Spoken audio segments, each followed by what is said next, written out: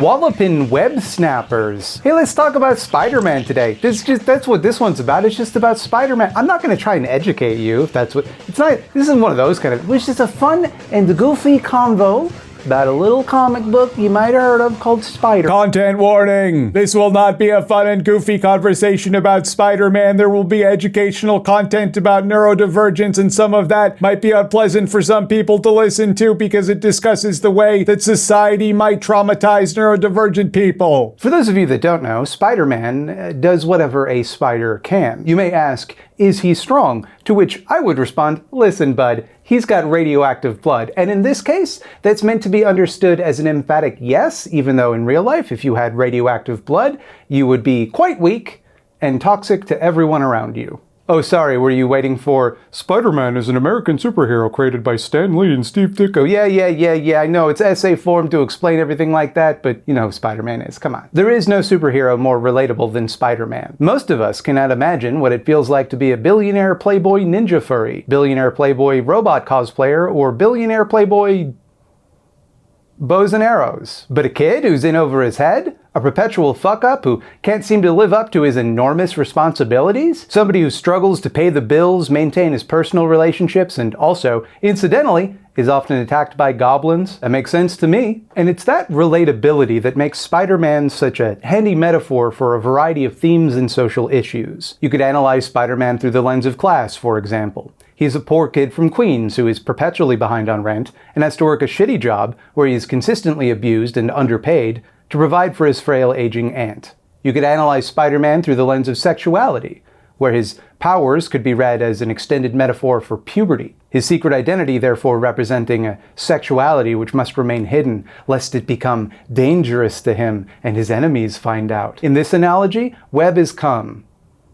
Hell, they even made another Spider-Man so that you can analyze Spider-Man through the lens of race. How the media treats racialized people like criminals, no matter what they do, just like Spider-Man. The difficulties of managing adult responsibilities, landing harder on kids without the same resources as their non-racialized peers. Spider-Man just lends himself naturally to talking about how things can be hard for some people. What it feels like to have a problem that other people might not understand.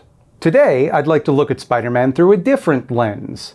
Neurodiversity. But first, we should probably talk about why I should not do that. Obviously, I'm not a doctor or psychologist or neuroscientist or intelligent human being of any kind. I don't have any formal training in any of this shit. So don't expect a lot of charts or diagrams about how come the brain works the way that it do. I do not know. I do not have the decade or so required to learn, and none of it is really relevant to the discussion I'd like to have anyway. Also, I'm one person, and neurodiversity encompasses all human beings on Earth and their brains and the ways that their neurology and internal experience of the world can manifest and intersect. So, can't really speak from experience about all of the different brains that anyone in the world might possess. I did a survey with a bunch of people that I can draw info from where relevant. Hopefully that will help me account for some of my own blind spots. Like, for example, how I just used the term blind spot, because that kind of implies that blind people lack insight. I could have edited this out. And lastly, I do got ADHD though, so my analysis is probably going to focus perhaps disproportionately on that. I'll try not to, but probably gonna. Neurodiversity is a big word composed of two smaller, sub-big words. To be brief, the neurodiversity movement posits that there are a variety of types of human neurology, all of which are perfectly valid and healthy, such as autism or Tourette syndrome or obsessive-compulsive disorder. These things become disabilities due to societal and systemic barriers that favor neurotypical people, i.e., people with the most common type of neurology. It follows from the social model of disability, which views disability not as an innate deficiency to be corrected, but rather a difference to be accommodated. It's not that people's differences can't inherently make their lives more difficult. Obviously they can, but that the solution is to accommodate those difficulties rather than trying to fix the person. That disability emerges not from the impairment of the body or mind itself, perceived or otherwise, but the ways that the world fails to accommodate those impairments. For example, if someone is missing a limb, it makes more sense to make spaces and tools more accessible for that person than to try and create a serum based on lizard DNA that regrows that limb. This idea is not without controversy. The real one, not the Lizard part? That was a Spider-Man joke, just trying to lighten the mood. Some disability advocates believe that it minimizes the struggles of people with more severe impairments. Others argue that it might lead people to forego beneficial forms of treatment, to which a neurodiversity advocate might respond, beneficial to whom and why? Mostly, people argue about how and when the term neurodiversity should be applied, and whether it pertains simply to cognitive differences or any neurological difference whatsoever. It's very difficult to imagine divorcing one's sense of self from something like autism or ADHD, but relatively straightforward to imagine not having epilepsy or dyscalculia, for example. I'm not doing another take. To be quite frank, I don't really want to get involved in that debate because I don't think it's my place, and also probably not going to settle it in this YouTube video about Spider-Man. For the record, it's my personal opinion that no model of disability, no framework of thinking whatsoever, is going to map neatly onto all people and all experiences. But I think that it is uncontroversially true that the social model of disability and neurodiversity movement present, at the very least, a useful and productive way to approach problems that many, not necessarily all, but many disabled people have. Okay, that was a lot of dry, important information. Tried to spice it up in the middle there with that stuff about the lizard. Don't know if that helped, don't know if that made it worse, but doing my best over here. Thwip thwip! Let's get to the part about Spider-Man now. This is still a video about Spider-Man. A recurring theme in Spider-Man stories is Peter Parker's inability to live up to the expectations of others, as a result of the burdens put on him by his Spider-Man alter ego. He might make a date with a hot babe, but then later he has to cancel because Kraven the hunted him. He might not be available for a friend having a hard time because that friend's dad is a goblin and it's a whole thing. The goblin shit, it's just, don't even start on the goblins, it's a whole thing. He might miss out on a job or an opportunity because at the last moment there's a goo alien, and that situation just has to get resolved. So he ends up getting criticized over and over for being an insensitive, flaky jerk. People get frustrated that he doesn't seem to care enough or that he doesn't seem to commit himself to anyone or anything. It seems to them like he's just not trying. Like, hey Peter, you're such a smart guy, why can't you get your shit together, bud?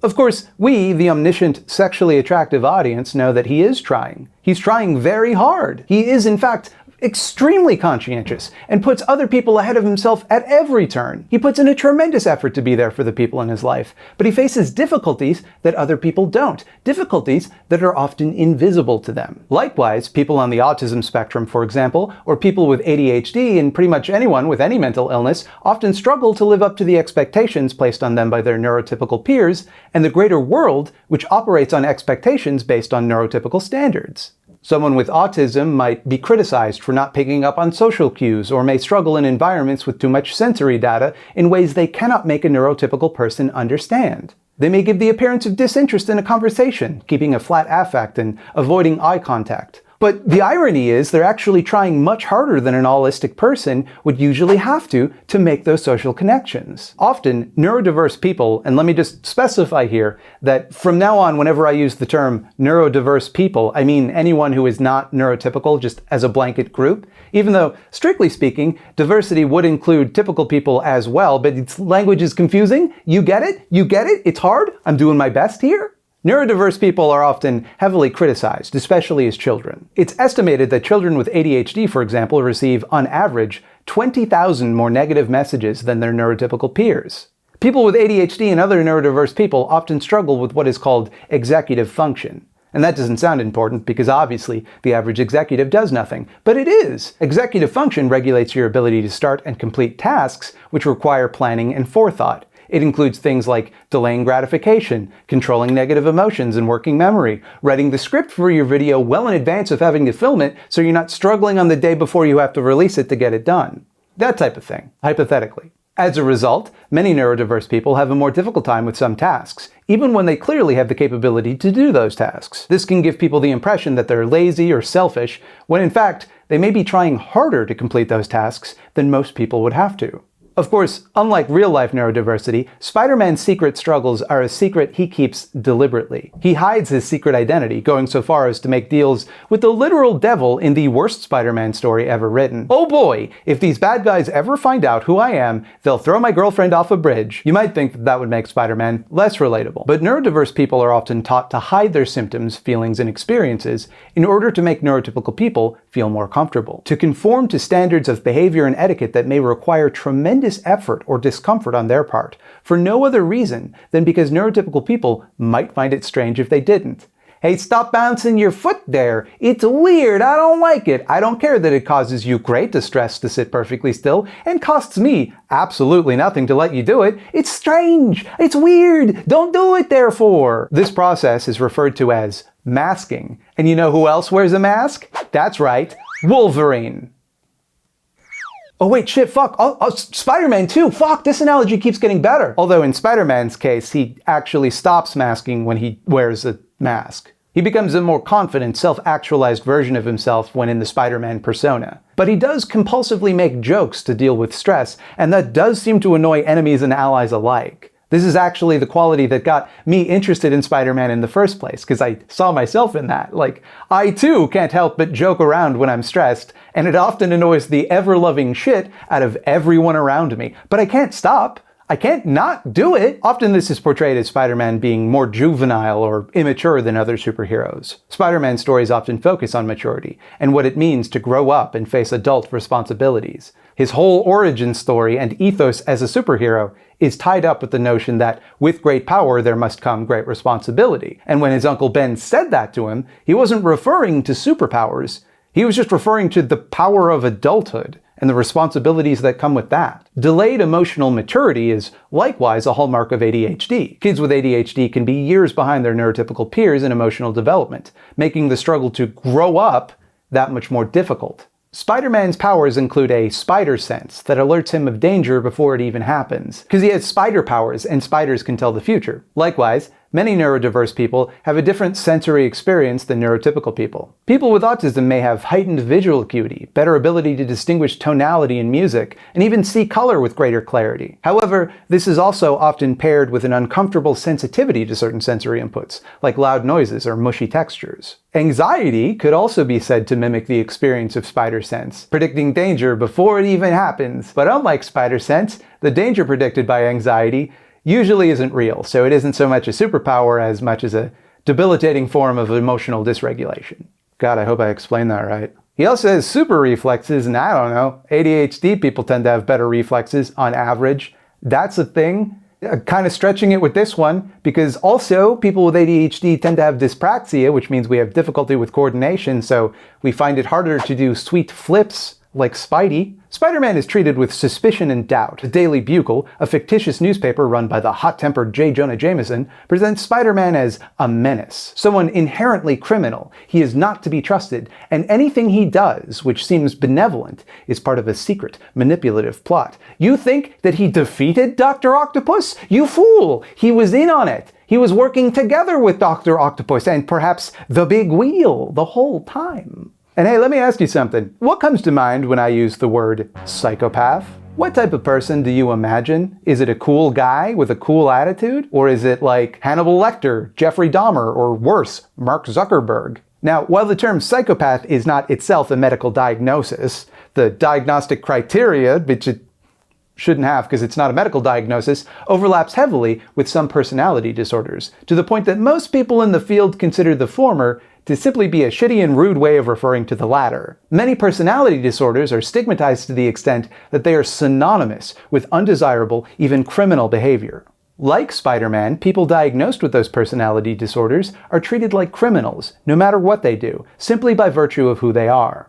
Psychopathy and sociopathy could be best understood as backwards post hoc rationalizations for why people do violence. You see, it's because of their fucked up crime brains. Anyone who does a violent crime must have a bad crime mind. Therefore, if we identify you as having that type of mind, you are de facto criminal. You're a criminal time bomb, and it might appear like you're a normal, healthy person, but in fact you're just biding your time, waiting to strike, you wall-crawling menace. This is not unlike how Jameson justifies his hatred of Spider-Man by saying that he must be doing bad things because he's a bad guy. And we know he's a bad guy because he's doing bad things, which we know because he's a bad guy, which we know because he's doing bad things. And he has to be doing bad things because he's a bad guy. And if indeed it turns out that you live your whole life without ever doing a violence, then oopsie daisies. It was just a misdiagnosis. You didn't have the bad crime brain after all. Some people must though, because otherwise there'd have to be some non-innate reason for people to commit crimes, like some sort of social conditions which create crimes. We'd have to accept that there is not, in fact, a deterministic biological predisposition towards crime. But there's gotta be. We made a few mistakes figuring out who it is. Thought Slime is alluding to the long, violent history of using debunked race science to criminalize BIPOC people.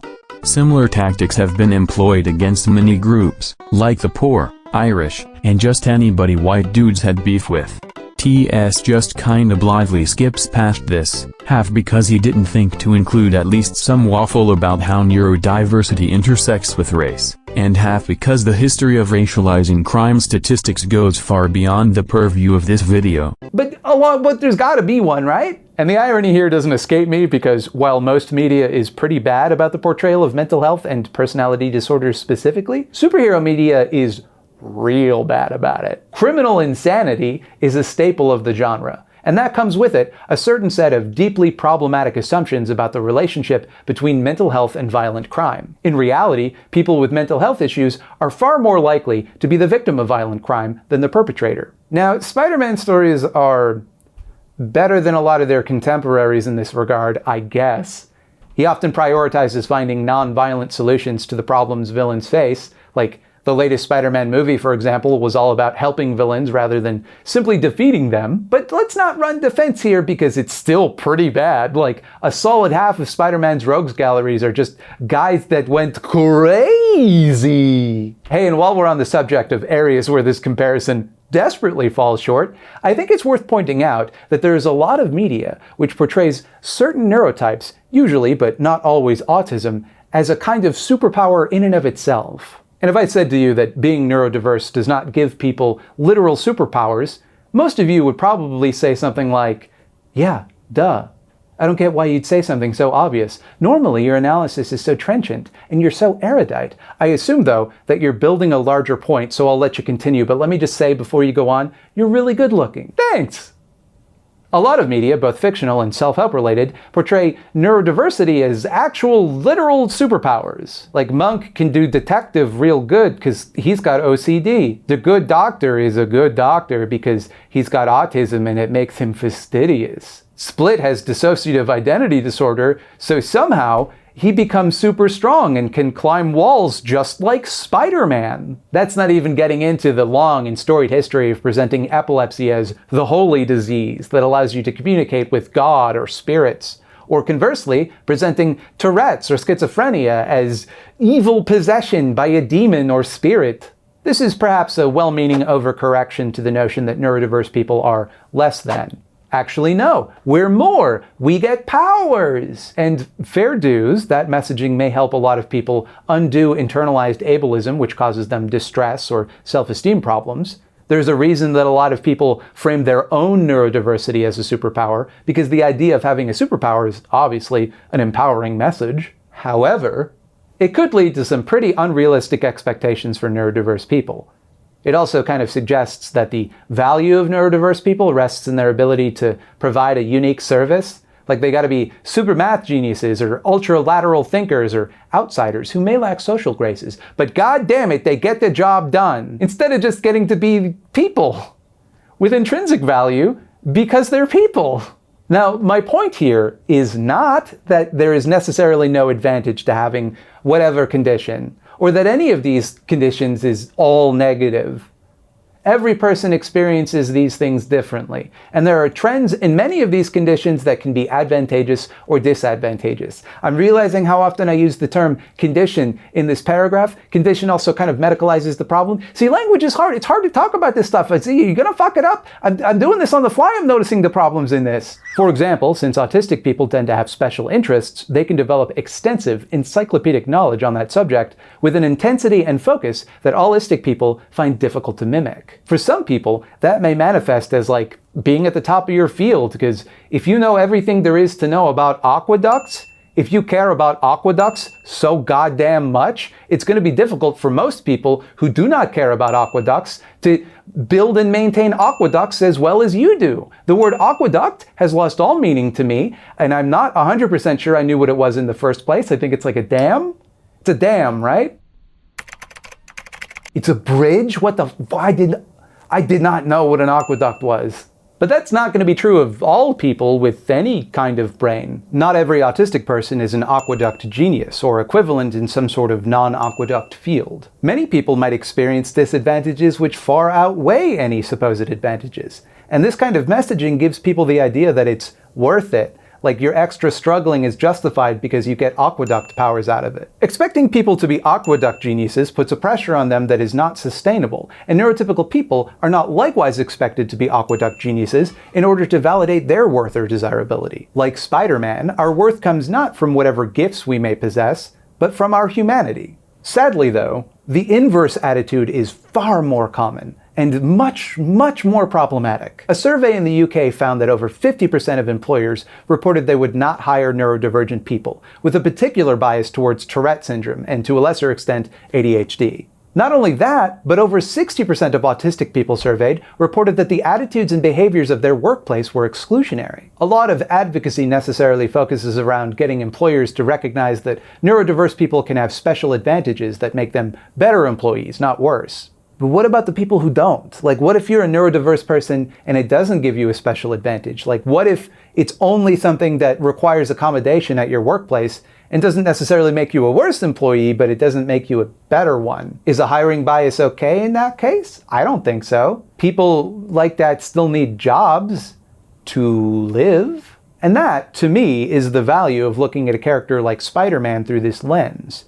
A beloved, heroic character who nonetheless deals with problems that are analogous to ones neurodiverse people face in the real world. People always get mad at the way I pronounce the word analogous. It's analogous. There, I've said it both ways. You don't have to write to me about it. I know, I say it weird. I'm sorry. Neurodiverse people might not have to fight supervillains, but there are plenty of hate groups, like Autism Speaks, for example, that want to destroy them. They might not have secret identities, but they are nonetheless forced to hide who they are from the world. They might not be saddled with the responsibility of saving New York City from living vampires or stilt men, but they nonetheless carry secret burdens that they cannot communicate to loved ones. And given all that, we tend to look down on ourselves. We tend to internalize ableist notions of how we should be. So it's nice sometimes to get to think of ourselves as the hero of the story. We don't have to get it all right. We don't have to be perfect. Spider-Man doesn't get it all right. Spider-Man isn't perfect. And you're struggling with some of this. I want you to know. You are Spider-Man. You are. The Green Goblin is coming. You have to defeat him right now. You have to punch the Green Goblin. Do it now. The Green Goblin is inside your house. You need to punch him. Punch the Goblin. Do it now. Oh, hold on. What's this? My slimy senses are tingling. There's something dangerous coming. What do you think it could be? Hello and welcome to the spectacular eyeball zone. Sorry. Specular eyeball zone. I misread that. Here in the eyeball zone, we spin a web any size and catch small creators who need eyeballs on their work, just like flies. Look out. Here comes the eyeball zone.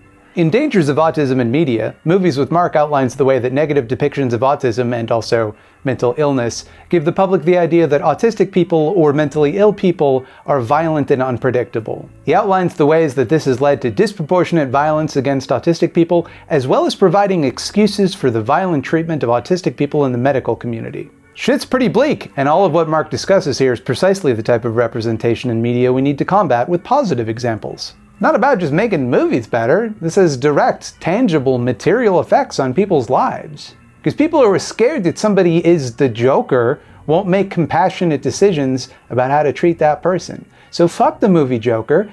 Fuck it. I hate it. I'm with you on this one, Mark. Do you have a small leftist project you'd like to see bitten by a radioactive eyeball? Send no more than one email to thoughtslimeeditor@gmail.com with the word eyeball somewhere in the description and pertinent details, such as your pronouns, and perhaps you shall find yourself trapped here in the eyeball zone.